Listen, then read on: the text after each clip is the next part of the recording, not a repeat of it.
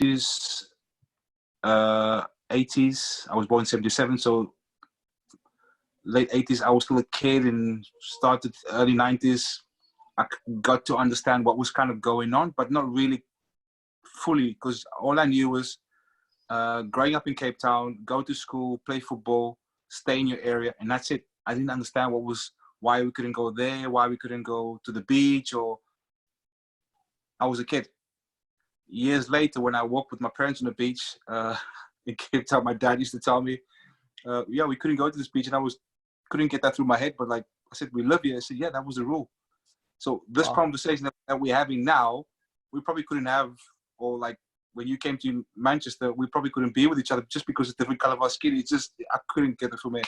But anyway, my upbringing was amazing. Amazing. For me, it was very simple. I had food on the table, I had somewhere to sleep, and I could play football. So I grew up in a 2-bedroom flat in the Cape Flats. We were so blessed because opposite our flat, there was a stadium. So I couldn't go to the stadium some days. I used to stand at the window right to the top, because we lived at the 7th floor.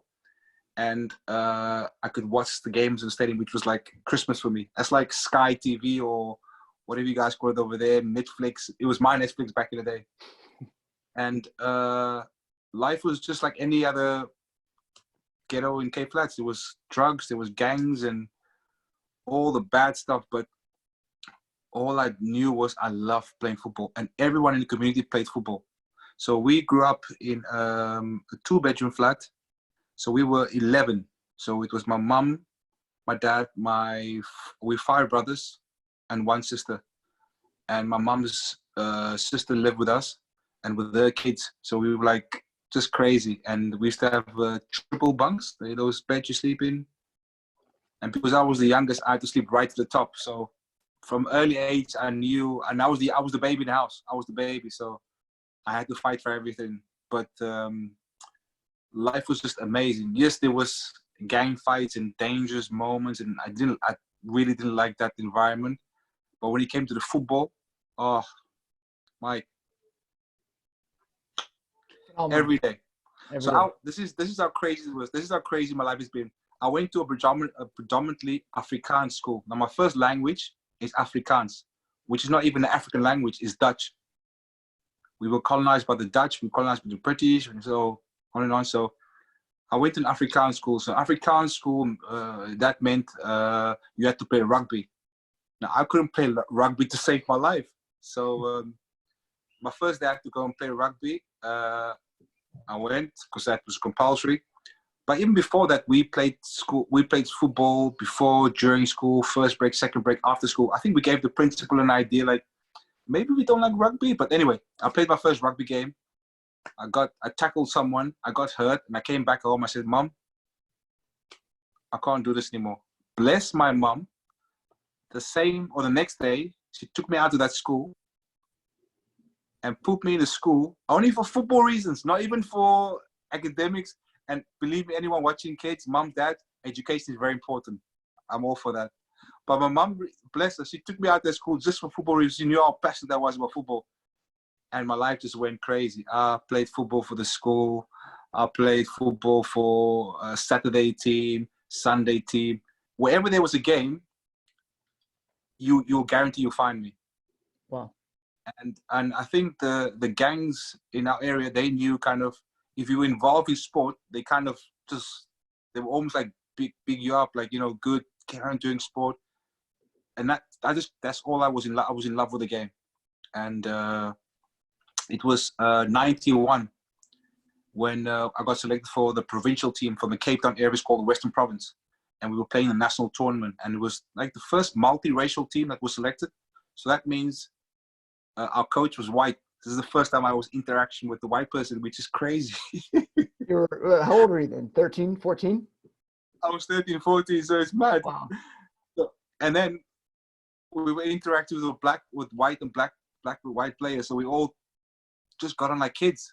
It was crazy because we were separated for so many years, and all of a sudden they put us together, and it was like just normal kids, just having fun. It was an amazing experience. And we ended up going to a national tournament in South Africa. We won the tournament. After the tournament, the guy, our coach, he asked me, would like to go to England. He didn't have to ask me twice. I said yes. I was 13, but because I was 13, he had to get permission from my parents. So he came to see my mom and dad. Mom and dad said yes, and then I moved. He took me out of school. I stayed with him for 6 months. So for the 6 months, I kind of prepared me for my whole career, because that's probably the hardest 6 months I've ever had in my life. We trained 3 times a day. And if any other young player are watching or trying to be a professional player, or if that's your dream, there's no magic potion. There's no magic potion, sorry. You have to work, run. I ran. Oh my goodness. I think I ran out of fear. Fear because I wanted to get out of that environment that I grew up in. Yes, I love my friends and where I come from, but I wanted to get away. I want to get out. So if my coach told me you run 10 miles, I ran 20 miles. I wanted to work hard. Whatever you give me, I'll work. I was prepared to do whatever it takes to get out. So we went. Sorry, Quinny. During that time, if that was 1991, there wasn't too many foreign players that were in the Premier League maybe at that time, especially from Africa. And at the youth level, I mean, I'm sure you must have been one of the first ones. I could be wrong with that. I'm not sure. I mean, there was a story about Niall Lemty, but I think he went to Belgium, Ghanaian player, and he was like, so many people spoke about him, but I didn't know of any players that was playing from Africa in the Premier League. Tony Eboa, I remember him came in later on to Leeds. Albert Johansson, but that's many, many years way before me. He's one of the first South African players who went on to play for Leeds, but not 91, because 91 things was just starting to change in South Africa, and Mandela was coming out, and those things, the doors being open for us, so we can start to travel. It's like, yeah, we can leave the country. So yeah, it was crazy. And then the first club I went to was Tottenham, and that was an absolutely amazing experience. Oh my goodness, because from where I come from, I never ever imagined or dreamt of even leaving the area I grew up in, let alone being on an aeroplane for the first time in my life, leaving family, leaving anything I knew. It felt like they took me from Earth and took me to another planet. But I didn't care. All I knew was, can I play football? Yeah. Sold. You didn't have to tell me anything. I'll play football every day. Let's go. So I arrived at Tottenham, and Terry Venables was the manager at that time. And he was amazing. He was unbelievable with me. I mean, I couldn't have asked for a better manager to welcome me to the club. He was just the best. I felt at home. He took me from under 14s and the 14 team, asked me to come over and train with the first team. Now imagine you're 14-year-old. 14 and come and train with the first team. This is like, come on. It's okay. I can go home now. I can go back home. It's okay. Thank you very much, everyone. So Paul Gascoigne, Gary Lineker. You name them. You can go Paul Stewart, Gary Mabbott, Eric Torsford, Pat Bandenhauw, Vinnie Samways, just Naeem. Amazing. So for me, it was like a kid. It's like, wow. I only saw these guys in magazines or newspapers, and now I'm here. So it was a crazy experience. And Sol Campbell was in the youth team. I played a couple of games with him in the youth team. And Neil Fenn, who's the manager now at Cork in Ireland. He was one of my teammates, and a great guy, because he's the guy who gave me my first book I ever read was Pele. And amazing experience. Got great education. Stayed in digs in Enfield. And we used to train at the training ground called Mill Hill Training Ground. They obviously changed now, but amazing experience. Every day was something, because Gaza was still there at that time. So you come into training, and he was always doing something. He was always hiding someone's car or cutting some training kit up. Or there was always something happening. It was just an amazing experience. And unfortunately, after 4 years, I went back home. Obviously, the deal with Tottenham was after 4 years, you sign a professional contract, and for some reason, my agent wanted, I don't know what the full story of it, but it was a disagreement, and I wanted to stay because I grew up there, and I got amazing coaches from the likes of Chris Quinton was one of my coaches, Pat Van Den Houw, Ray Clemens was the reserve team coach there, and it was just, I was so Keith Waldron. I mean, so many good people there, and I just wanted to stay with the team. And I felt like it's the end. When I went back home, I thought it's over. But I continued training and just kept believing, and an opportunity came to go to Atletico Madrid. And again, didn't think twice. Let's go. Another culture change. I had to learn Spanish, but I didn't care. As long as you can play football, is a universal language.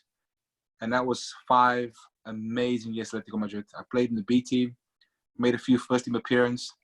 But one of the most special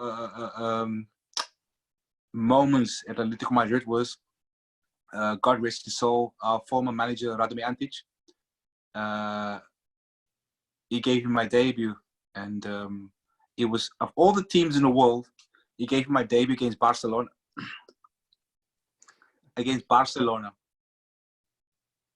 Brilliant. So, if I can just explain to everyone who's listening. So, here's a kid from Cape Town who's just been to England, the UK Spurs as a schoolboy, and gone home thinking it's all over. Next moment, you get a call, you got the Atletico Madrid, you sign, great. And now you're making your debut against one of the biggest football teams in the world, football, Barcelona. Now, as a kid at Tottenham, in my room, I used to have all my favorite players on the wall, like Jose Maria Vaquero, Pelé, Maradona. This is the early 90s, so please, for the young players that are watching, these were like my era of players, or the players I looked up to, like Ruud Gullit, Van Basten, Rijkaard, Savicevic, Lentini. I'm talking about the Milan team, the great Milan team. Then you had Roy Keane, you had Scholes, he was just starting, Giggsy was like unbelievable. And one of the crazy stories, as that Mike, is that when I was at Tottenham as a schoolboy, so we had to clean the change rooms after the game. And one year, United came down. I think they're still at Quinton there. And I used to have a tennis ball. And we used to clean the away changing room. And I remembered clearly, of all the teams that we played, I used to kick around with the players in the change room. The only player that stopped, Eric Cantona, to play with us. Wow. Unbelievable. He was for a few seconds just kicking with us. In the changing room before a match. In the change room after the game. It was After like match. time stood still for us. We were like, that's Incredible. it. It's all over. Stop. It's like, come on. Cantona just had his, he was just, and he was that kind of, he was a great player, of course, like the king. But for him to take out his time to play with kids that would clean the change room, big. So I make my debut for Atletico Madrid. The game starts. So they had to play called Ronaldo, R9, for the young players watching, the phenomenon. Now, he was just starting his first season at Barcelona, and there was a lot of talk about him, but I haven't seen him. So I'm sitting on the bench, and the game starts, and I want to see with Ronaldo, this Ronaldo's, and it's quiet, nothing happens. I'm like, okay, can't be that good. So our fans started to get on his back and sing his song, what fans like, started to abuse him. He scores a hat-trick. Stadium, quiet. No more abuse. Ronaldo, you're the best. So the second half starts, and I think we probably 4-1 down or 5, whatever. Radomir Antic, he calls me Fortune. Now, for those who are listening, I'm sure there's Spanish-speaking people listening. My surname is Fortune. In Spain, they change everything. So they call me, in English, Quinton Fortune. In Spain, was Quinton Fortune.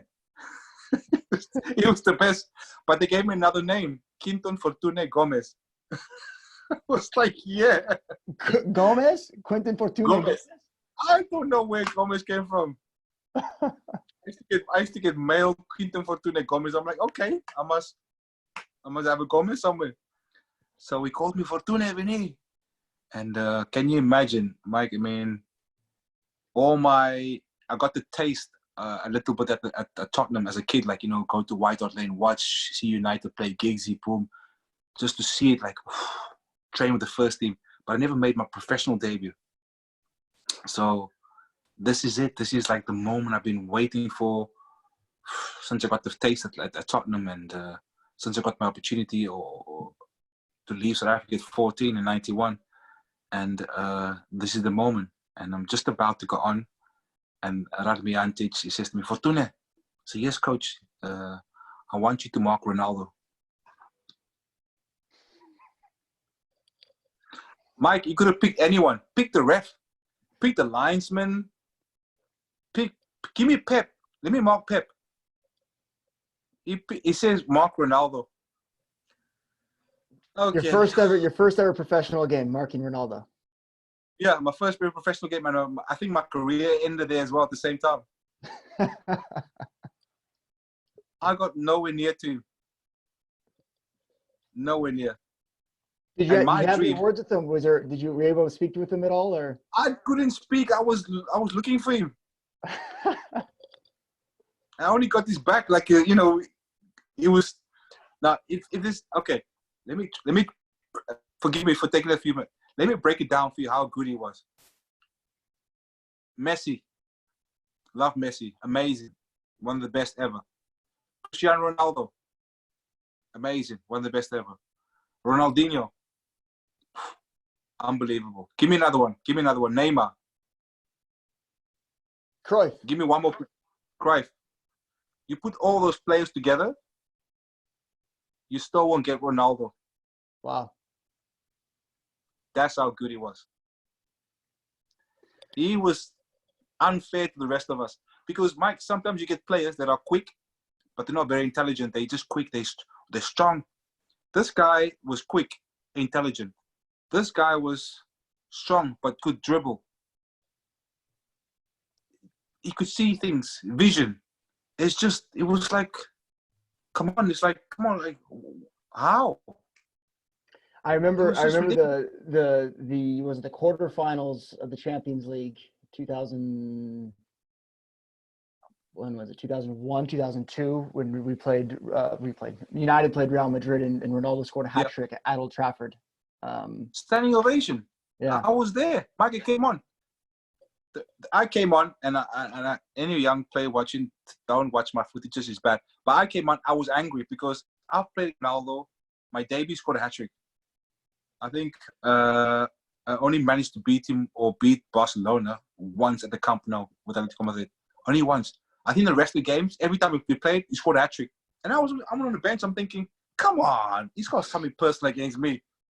But look, if you get a standing ovation at Old Trafford, you're a special player. Yeah. You're a special, special player. And we had a debate the other day with, like, in our WhatsApp group with Rio and Waza and Ashley Young and who else? It's Darren Fletcher. And we talk going back and forth and who's the greatest ever. Because we watched this Netflix about Michael Jordan, The Last Dance, and we were talking about, in terms of football as well. I said, look, R9, Ronaldo the phenomenon. I know Cristiano and Messi had a longer career. But in terms of quality and what he achieved, what he did, he was at Barcelona one season. It's just out of this world experience. What he did, even with a bad knee injury when he won the World Cup, I think he gave us a chance when he had a knee injury. He was that good. So yeah, that's a good point. I mean, I think he ended up having three knee surgeries, and still competing at that high level. And still did it. So yeah, that was my debut. That set me off right. So Quinny, then, so you were at Atletico for 4 years, and then France '98 happened, right? And that was the first time that South Africa had ever qualified for a World Cup, and I'm assuming you were pretty young at the time. What was that experience like? Mad. It's mad. It's like, for example, watch a World Cup now. When you were a kid, when was your first World Cup that you watched? Can you remember? 98. 98. Yeah. Imagine 8 years later, you playing the World Cup for your country. It's crazy. I was watching the first World Cup back home in South Africa, 91. Sitting at home, or not 91, Italy 1990 or something. Opening game is San Siro, Cameroon against Argentina. Wow, African team. Like, we all watching, like, wow. Cameroon beat Argentina. I think goal from, I'm not sure it's Oman Peak or Makanaki scored header. You could feel the whole continent shaking. It was tight on the field. We all wanted to play spring World Cup. 8 years later, I'm standing in a tunnel. I'm standing in Marseille, looking over Zidane, Thierry Henry, Laurent Blanc, Dugarry.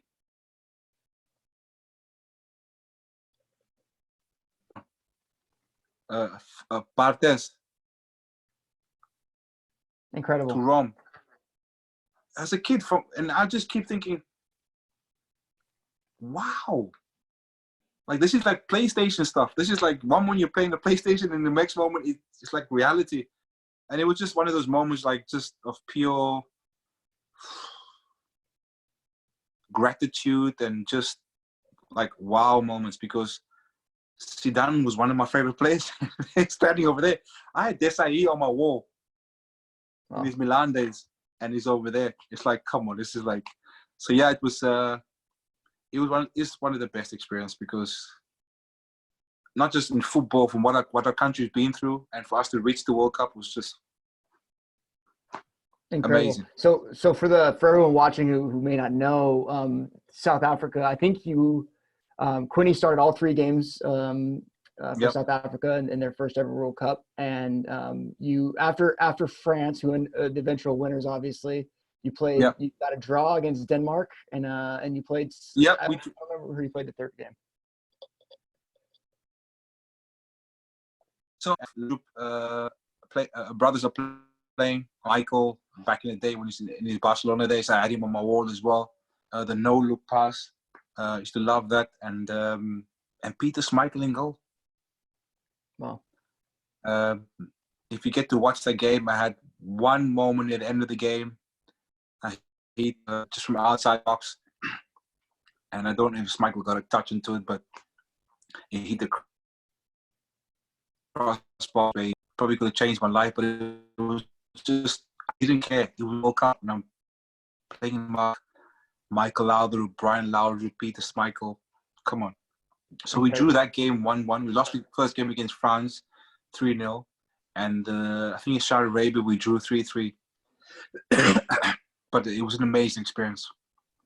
That's great. And do you think that your performances at the World Cup may have led you to the move to Manchester United? I don't know, because there was big talks with my agent at that time of me going to PSG. And this is like 98, so I just wanted to play football. Mm-hmm. I did my best. I gave everything in those 3 games for national team. And I wasn't sure what I wanted to play. First of all, I wanted to play for Atletico Madrid in the first team. I made a few first team appearances. And I just felt at the end of my 5 years there, I don't know what's going to happen. And there was talk about United coming in for me. And it was strange, because we were watching United in Madrid play against Bayern Munich, the Champions League final. And after the game, there's talks about the possible move to United. I'm like, how? These guys, they've just won the treble. Right. Why would they come for some? And it was talks, and I came to Manchester, met the boss. And I say the boss, I mean Sir Alex. And again, it took me a few weeks to kind of calm down, because I had all these players on my wall as well that I'm playing with now, like Coley, Yorkie, and Ole, and off team Keeney, Scholes, Giggsy, just and Becks, and it was just amazing. We were still, and what really stood out for me was when I arrived at United, they were at the Cliff. Now, anyone watching, the Cliff is the old training ground. Now imagine you win the treble, you win the Premier League, you win the FA Cup, and you win the Champions League, and you only have one pitch to train on. So when people talk about, you need to have all this fancy, yes, of course, it's great. They won the treble on one football pitch training. It's incredible. That is just, if you ever guys get to come to Manchester, go to the Cliff and watch where United won the treble. It will blow your mind. It will blow your mind thinking, oh, you think it's fancy facilities? No, it was just a simple, boom, basic. When I arrived, and our facilities, Atletico Madrid, were better than United's, and I'm thinking, how? But that quickly taught me that it wasn't about the facilities. It was about the camaraderie there, the team spirit, the boss, the humility. I arrived there after this team just won the treble. The way they were training like a team who's not won anything. Still hungry. Still hungry, like unbelievable. I was like, wow. Training was a game. When you guys used to watch us on a Saturday afternoon, that was training. Serious. There was no kidding. There was no, yes, you have fun. Like maybe the start of the training session, you have a box. And even if in the box, that's serious. But once the training started, it was tackles flying in. It was the best football education I could have asked for. It's interesting. I asked Roy Carroll the same thing, and why do you think? What makes Sir Alex? What makes him so successful? I mean, he wasn't a manager that would take the trainings, right? I mean, he would have people around him. What made him so successful? What made United so successful? Because when he came into Manchester United, I think when he took over the club, they were 11th, right? And they hadn't won a league in 20 some odd years. So it wasn't like he inherited a team that was winning and didn't have bundles of money, right? He built what it is, what United is today. How did he do that? Well, the boss has got this thing where man management. He knows what to say at the right moments. The boss for me, where he was the best, an hour before the game when he gives his team talk. I hardly ever heard the boss speaking about the opposition. Really, you forgot that you were playing. You actually forgot that there was an opposition. It was all about what we're going to do. And he knew what to say to almost each individual of what makes him. So, for example, I arrived at United, and a simple thing, the boss came over to me after a few weeks and says to me, how's your family? Simple, not even football. Now, something like that, just it hits you in a certain place. Like, wow, the boss is concerned about my family. House, have you settled in? And something simple. Then is psychology. No better. We played Tottenham a couple of years ago when our boss was still there. White Hart Lane. We're 3-0 down. First half. We come in the change room and we're getting ourselves ready because we think it's about to go off. He's going to just absolutely kick everything. We're going to get it. So I'm preparing myself. I'm like this. He walks in. I kid you not, Mike. He walks in, he says, very calm. So we're thinking, okay, if he's calm, this is even going to be worse. Because normally Keeney comes in, Keeney's in your face. Then the boss comes in, the boss is in your face, like the hair dryers are flying from every angle. He comes in very calmly. Now, this is where the boss was at his best. He says, when we score the next goal, we will win this game. Not if, when. Planted that seed. We scored 5 goals the second half. Unbelievable. It's so funny. Roy Carroll brought up this exact same situation, and he brought the same example of that. I mean, that's incredible to me, because you hear so much about Sir Alex giving the hair dryer the hair dryer treatment, right? Ah, why do you think my hair's still short? My hair is scared. My hair is scared of the boss. He never came back after the first hair dryer treatment. But the boss just knew what, Mike. He just knew what to say to each individual. When I was the space they would want to change, knew how to kind of adapt in terms of Ronaldo's a young player, where he was as a young player. So I probably have to change my way of communicating with him. And Ronaldo's a special player, so I've got to treat differently. And the way I speak to Keane, or the way I speak to Teddy Sheringham, or the Yorkie, or the senior players. And that's what the boss was very good. And he knew what to put in the young players at the right time. And just amazing. Just for me, I'm doing my pro license at the moment. And my goal, Mike, is to level United. When you manage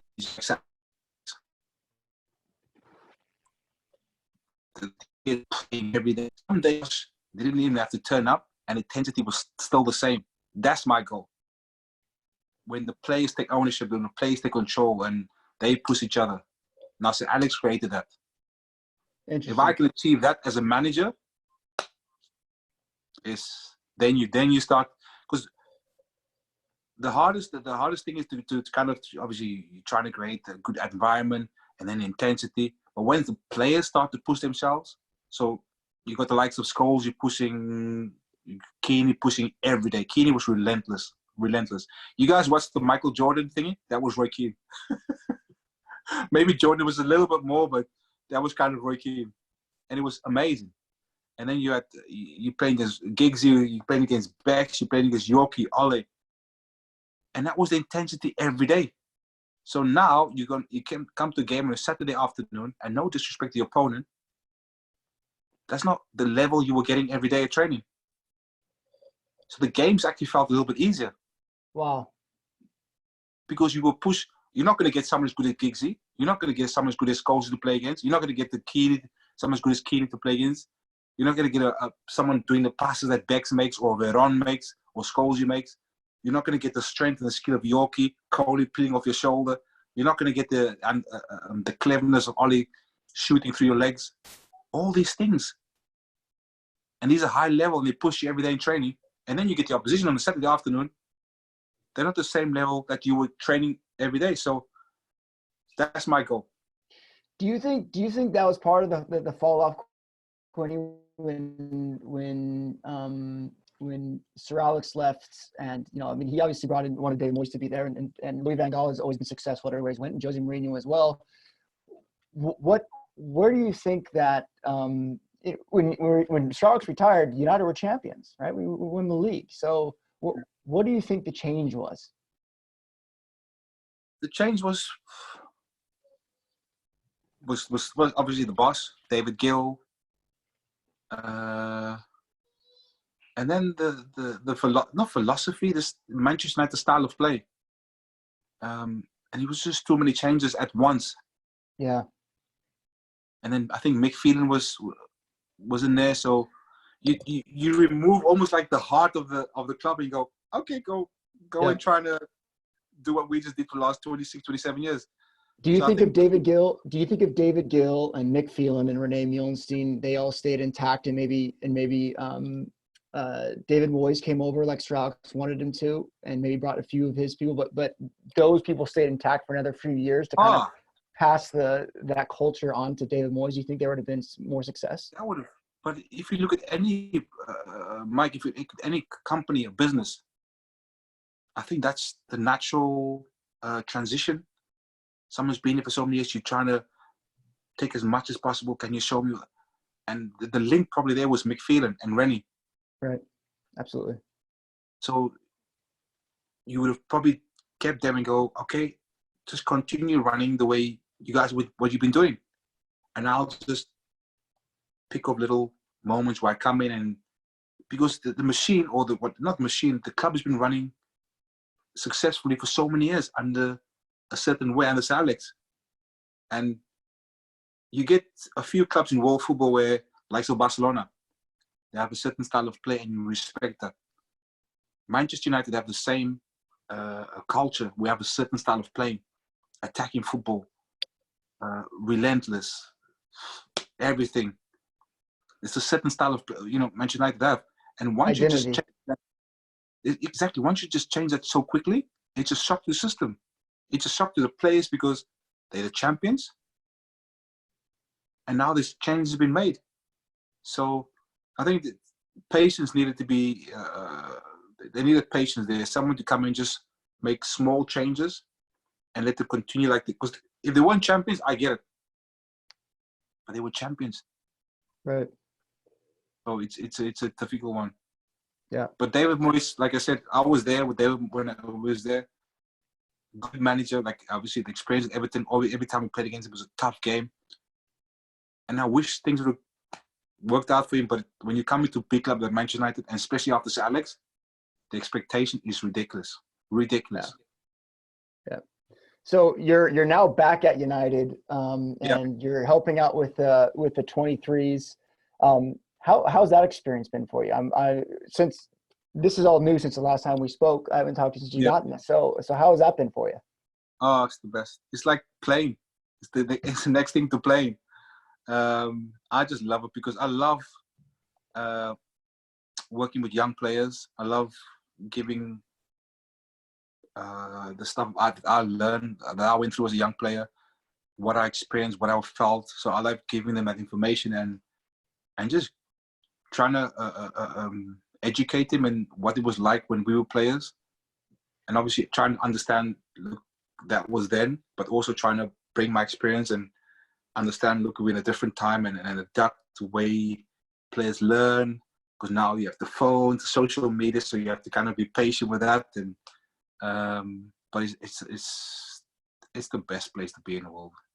Honestly, every day you go to a young training center, you get to work with some of the best young players in the country, and I'm learning every day. But all I'm trying to do is just make them understand how fortunate and privileged we are, first of all.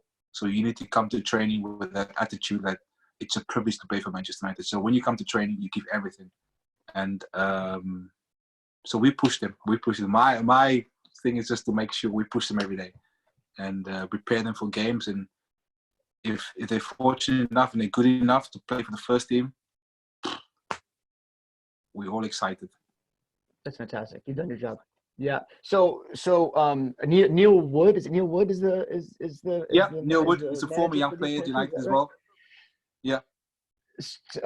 So the U23s, I mean, that's an important age group, right? Because these are players that are either vying to make it to the first team, or maybe they're coming to the realization that they're gonna have to, if they want to get first team football, they're gonna have to move on. So what do you think separates a player that has the ability to play for Manchester United and perform at that level, and the other ones on this U23 three teams that may be just as technical? Because they obviously are very good playing at that level. What's the difference? First of all, you have to work hard.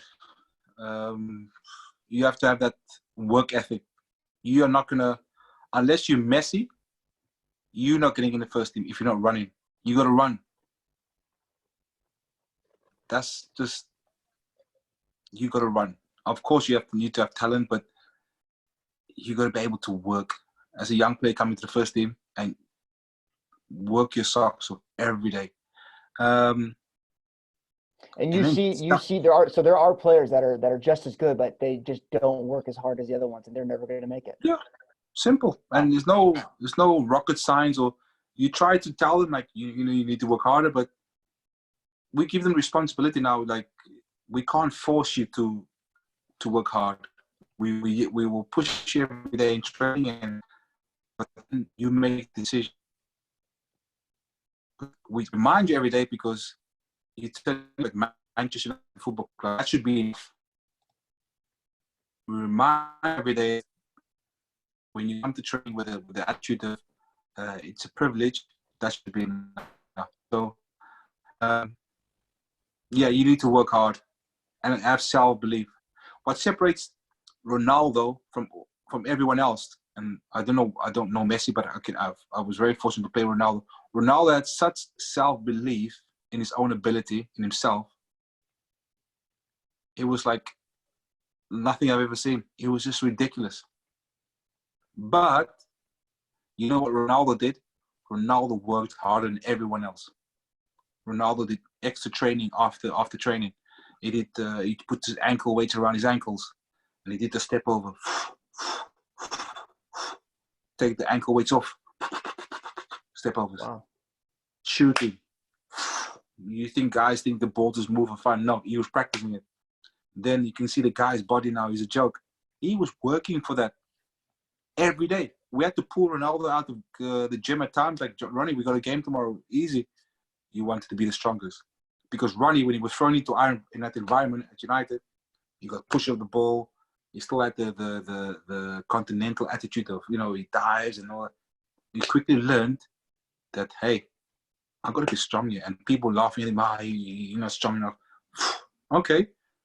Ronaldo went to the gym, looking like Superman, came back. No one ever pushed him. No one ever pushed him off the ball again. Yeah, I can imagine. Start to think quicker. Scholes is going to tackle me if I don't pass the ball quicker, if I try to just embarrass people. Then start to realize it's not just about me beating the guy, killing him every time. Now I have to cross it. And if I cross it and my teammate scores, that means the team's winning. Slowly start to realize, okay, I need to be a team player. And then start to score goals himself.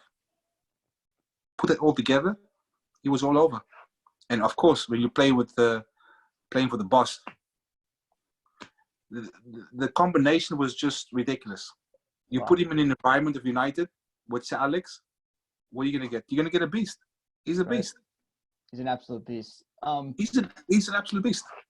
So obviously, what I take pride in is, as a Manchester United fan, and I think is fantastic about the club, is that they give youth opportunity, right? And you see it even now with the likes of Scott McTominay, who broke through under Jose, and you have Tahith Chong and Axel Tuanzebe, who's been in and around, but he's had some injury issues. How often are you working with the younger players at Manchester United and seeing these players coming through, maybe the 16s, the 15s, the 18s? Yeah. Well, we get the 18s with Neil Ryan. Sometimes they play for us. Like the Hannibals will come up. Uworth will come up. So we'll get a few coming up and down. And Ted and Mengi, who's the captain of. So they come up and down. So we get to have a glimpse of him and go, he's ready. We think he's ready and we want to frame him, but we have to be patient. So as much excitement as we have, and we think they should be in the first, we also have to be patient and go, okay, he's not maybe ready. So we get to work with them a few times a season when they come and play for us, or when they come and train with us for a week or two, and we get to see them face to face, and we're like, wow, he's a talent. Which player in the academy excites you most, Quinny? I've heard good things about Hannibal. Hannibal is amazing, but again, I'm excited as a coach because we see like, wow, he's amazing, but we have to be patient again. Young player, lots of ability, aggression, desire, great Manchester United player, but patience. But there's many. There's Ethan Galbraith, there's Dylan Levitt, there's Tedden, there's Anthony Elanga, there's so many. But we just have to be very important. We have to be patient with these young players, not put too much. The pressure we put on them is in training. Every day we put them in under pressure. But we don't put in pressure like you need to play in the first team next week. You need to no. Deal what's in front of you today, and let's let tomorrow take care of itself. A few questions coming in here, Quinton. No worries.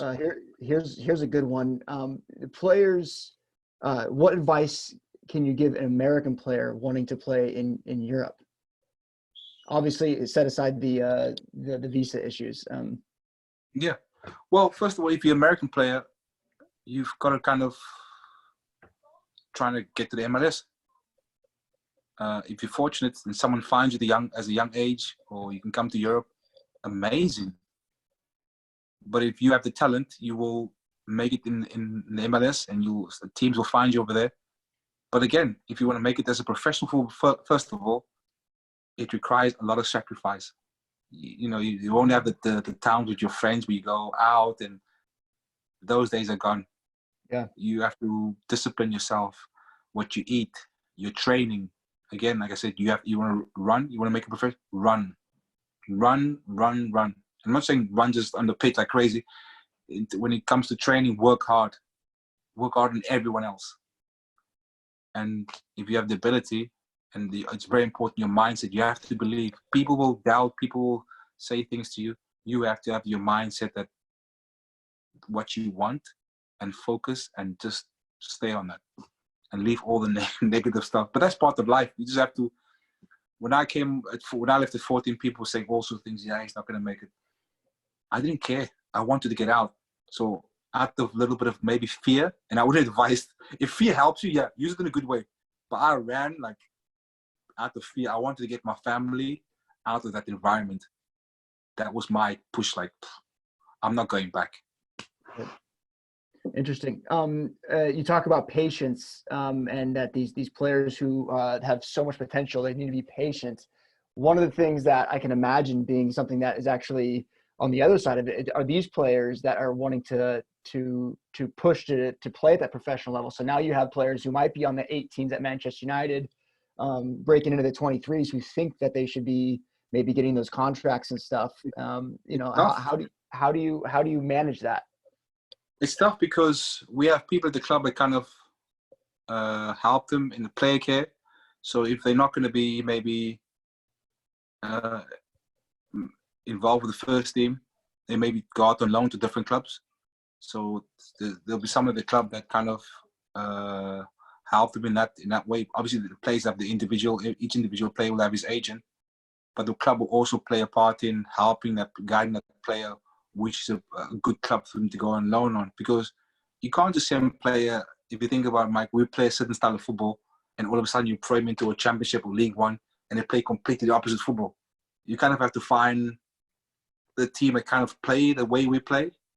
Because since the age of 8 or 9, that plays at Manchester United, he's been told, pass, move, run, pass your red jersey, play with imagination. And now he's been told, no, just go along. It's like, what do you mean?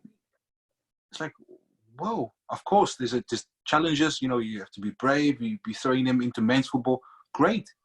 And we've had, this season, we've had our players being thrown into one of the competitions we've played against a lot of men's football. And it was great because that's what we want. We want them to be challenged.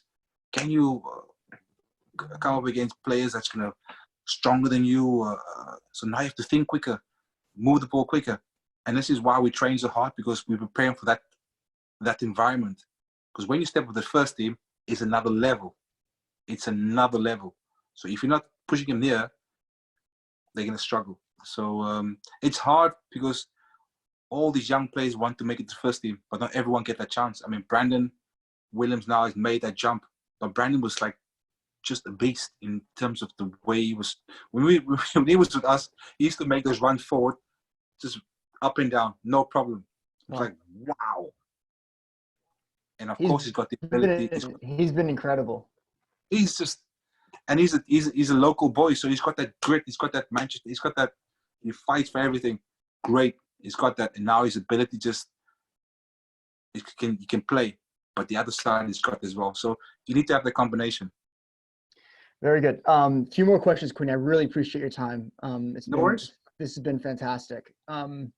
So does Manchester United have a set curriculum that must be followed by the academy staff? Not really, but now I think they starting to look at it. We try to, with under 23s, we try to kind of copy the first team, because we just took it as like, look, if our players are going to make it the first team, or they're going to be involved with the first team, we might prepare them. So the first team were playing at 1.433, and then they were changing like 3-5-2.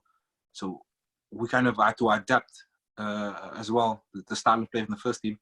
But I think now they spoke this season about going right through the academy of everyone playing the same style of football, which is, I mean, I think under the boss it was like that when Sir Alex was there, where everyone was just playing attacking football, the 4-4-2, and we had wingers and just get the ball wide, down the line, cross, 4 or 5 midfielders just get into the box, crashing in, and just be relentless, and I think they want to kind of have that now right through the academy. Let's see, can you compare and contrast playing in the Premier League and La Liga when you're at Atletico Madrid? Not just the style of play, but also the training methods. The training methods was because I think it's supposed because of the weather in Spain and just the way they train in Spain is very, the word is tranquilo. So it's very technical. So a lot of, passing, moving, and keeping possession of the ball. But it's very difficult to compare because I came to United. I didn't come to the best team. And the way you train at United was just out of this world. It was just like ridiculous. So the physicals, I'd say very physical compared to La Liga. La Liga is very technical, very patient. They won't just get forward like at United. The United, you get the ball, you're getting forward. You're putting the team under pressure the first minute. You go right to the heart of the team. Whereas Spain was like, no. We give it to the right back. He gives the centre back, left back in the midfield, move the opposition around. Very technical. A lot of tactics involved. Whereas the Premier League, oh my goodness. It's a crazy because 1 year at United, we played West Ham at home. We were winning 7-0. And I saw David Beckham. We had a corner. And I saw David Beckham sprint to take a corner. And I was like, we're winning 7-0. So that was like the level of like intensity was like, you're winning 7-0 and still you want to sprint for the corner to get an 8 goal. So it was always boom, boom, next one. So I have to say the intensity in the Premier League compared to La Liga was just, but La Liga's level of quality in terms of the technical side of things was ridiculous. So, I mean, I can imagine at Manchester United with the trainings, like you said, the speed of the play, but also, with Roy Keane and the players, the hard players that you had there, the tackles are probably flying in. What about when you're at Bolton Wanderers? Was it a similar? It might have been more actually, more physical at training. No, actually, in terms of physical, Sam, because for all these years you play against Bolton, you think, why are they so physical? Why are they so direct? Like right after Bolton, I was like, okay, I can understand. Sam Allardyce were more all about nutrition, making sure you in good physical condition, because he probably took it as, look, we don't have the best players, but what I'm going to do, I'm going to get you in the best physical condition, well organized. We're going to play direct football to Kevin Davis. And we play just almost like percentage football. We're not going to try and play like, we don't have a Scholesy. We have Ivan Campo, great player as well. But we're just going to go direct. Kevin Davis, second ball, and put teams under pressure. And it was unbelievable. I've never seen so many. I think we had like 7 or 8 physios. Just treating the players. And in terms of sports science, really opened my mind up in terms of, wow, this guy is switched on. I probably was my fittest in my life when I arrived. No, as a professional, when I arrived at Bolton, because they got me so fit. It was first time I was introduced to cryotherapy, where you go into this freezing minus 150, 200 fridge. You stay there for 2 minutes, and it's like to help you with your recovery. I never did that at United. United was just like after the game, you recover. The boss speaks to you next to you. Good? Yeah, you're good. Boom, you go again.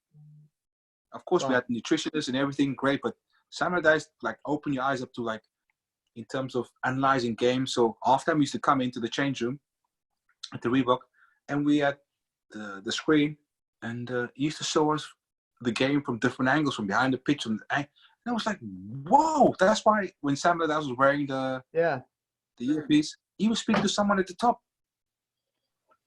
and he was probably ahead of his time. They would probably do it, and I know they were doing this in American NFL games, But in football, we just used to see the boss stand there, and this was the boss's computer, his eyes, and he remembered everything. Where Samuel Allardyce was communicating with someone up there, and it just opened your eyes up to like, whoa, these guys are on it. They weren't just turning up the games and like, being physical. They had a method to it, and it was a good education for me. And one of the things that stood out to me was that my first game for Bolton was against Tottenham. So Berbatov, Robbie Keane, what's his name now? Aaron Lennon, all these good players. We beat them. I think we beat them 2-0 or something, just because we were fitter than them. Didn't have probably the quality they had, but just intensity. So very good manager, Samuel Allardyce, because we had to play like El Hadjouf. Right. Now, if you can manage El Hadjouf, you're a good manager. I can imagine. So yeah. Two more here. Were you with the South African national team that won the first and only African Nations Cup in 1996? No, I was still. I was at Atletico Madrid, or just signed for Atletico Madrid. Yeah, I wish I was, because that's the only African Nations Cup we won. We lost, and I was part of the team when we lost in Burkina Faso against Egypt in the final. That was the closest I got to trying to win it, but unfortunately I wasn't. And then I guess last thing, Quinny, I mean, you've spoken publicly multiple times that your ultimate goal is to manage the South African national team. Is that still like what is? That's it. That's going to be one of the dreams for any player, or to manage first of all to represent your national team, your country. And to manage it would just be amazing. But I've got loads of work to do, Mike. I'm still now I'm in the middle of my pro license. I've got so much to learn. I want to manage in the Premier League. I want to manage in La Liga in Spain. I want to manage in Serie A, because these are the places I watched as a kid. And but yeah, it's loads of things. Loads of work I still got to do. Your relationship with Sir Alex, I'm sure is still amazing. But I think, if I remember correctly, that when you started getting your badges and wanted to get back or start getting into managing, into coaching, you messaged Sir Alex and he opened the doors for you at Manchester United to come. It was amazing. I was able to go in, and at that time Warren Joyce was the Under-23 manager, and the boss just said, come and train with him, and it was brilliant because I got to see how Warren Joyce works. I got to work. At that time, I was still trained. The body was still in good condition, so I could still run about. But that experience for me was also good because Scholes just retired. Yep. And he came to train with the Under-23s for a few months. It was now the Under-23 group that back then was Paul Pogba, Jesse, Ravel Morris, all these amazing young players, and Scholes training with him. That's probably the best education any one of those players could ever have from any coach. And Joyce, was a good coach. All the other coaches in the academy were great. But to have Scholes training with you, you get to see the great man every day. The movement, the touches. It was the best education. And is that the year that Scholes, came out of retirement and well, it was embarrassing because incredible. You could see the first team. You could see the first team finishing training, and you could see them walking over, and he would be training. And you could see some of the lads were looking over, going, "He still like looks good. Like, why did he retire again?" Yeah, exactly. And I think by Scholes training with those players must have given him some kind of buzz, because the level in training. Because we were just trying to push them in training, but when Scholes came over and trained, all of a sudden, it's like the level just raised, like Scholes is here. It's like, come on, the great man is here. Didn't have to say anything, just the football did the talking. Oh, incredible. It was beautiful. Incredible. He had like Ravel was just a joke. Jesse, Paul, oh, it was beautiful. It was a beautiful thing. Well, Quinton, I really, really appreciate your time. I know everyone else does as well. Hopefully, once all this virus and everything passes with your Quinton Fortune Academy, maybe we can get you to come over and do a camp with the Quinton Fortune Academy in the Bay Area. It would be my pleasure. Thank you. Tell Katie I said hello. Give her my best. I will do. Love everyone at home as well. The same, bro. Cheers. Thanks, Thanks, Quinny. man. Thank you, guys. Thanks, everyone. You guys.